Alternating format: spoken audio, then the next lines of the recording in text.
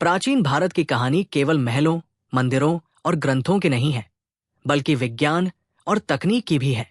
हजारों साल पहले, जब दुनिया अभी बहुत कुछ सीख रही थी, भारत में लोग न केवल कला और स्थापत्य में माहिर थे, बल्कि विज्ञान के कई क्षेत्रों में चमत्कार कर चुके थे। सोचिए, लगभग 5000 साल पहले लोथल में दुनिया का पहला गोदी डॉकयार्ड बना, जहां जहाजों को खड़ा कर उनकी मरम्मत की जाती थी। उस समय भारतीय धातुकर्म इतना उन्नत था कि दिल्ली का मशहूर लौह स्तंभ, जो 7 मीटर ऊंचा है, आज तक जंग नहीं खाया। ये उस अद्भुत तकनीक का सबूत है। दक्षिण भारत में वुड स्टील का निर्माण लगभग 300 ईसा पूर्व हुआ। यही स्टील बाद में दुनिया भर में दमिश्क तलवारों के नाम से प्रसिद्ध हुआ। इसे बनाने की कला इतनी खास थी कि आधुनिक वैज्ञानिक भी इसकी तकनीक से प्रभावित हैं। इसी तरह कांस्य की मशहूर डांसिंग गर्ल मूर्ति लॉस्ट वैक्स तकनीक से बनी थी। एक ऐसी कला जहां मोम से बनी आकृति पिघलकर धातु का सुंदर रूप लेती है। अब चलिए रसायन और चिकित्सा विज्ञान की बात करते हैं।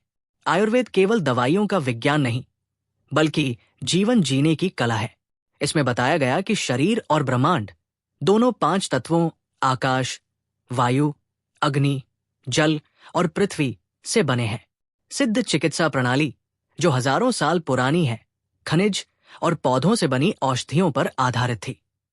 और फिर आया योग, जो शरीर और मन को स्वस्थ रखने का अद्भुत तरीका है, जिसे ऋषि पतंजलि ने व्यवस्थित रूप दिया। आपको जानकर आश्चर्य होगा कि मौर्य साम्राज्य के समय पशुओं के लिए अस्पताल भी थे। पशु चिकित्सा के गुरु शालिहोत्र का नाम आज भी सम्मान से लिया जाता है। अब नजर डालते हैं आसमान की ओर। भारत में खगोल विज्ञान का इतिहास बहुत पुराना है। वेदांग ज्योतिष में चंद्रमा के चरण और ग्रहों की स्थिति का अध्ययन मिलता है। बाद में जयपुर के महाराजा सवाई जयसिंह द्वितीय ने अद्भुत वेदशालाएं बनाई, जिन्हें हम जंतर मंतर के नाम से जानते हैं। युद्ध के क्षेत्र में भी भारत ने विज्ञान का कमाल दिखाया। टीपू सुल्तान के मैसूरी रॉकेट यूरोप के रॉकेटों से कहीं अधिक उन्नत थे।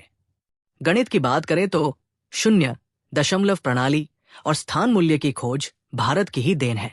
बौधायन के शुल्ब सूत्र में पाई का मान और पाइथागोरस का सिद्धांत मिलता है।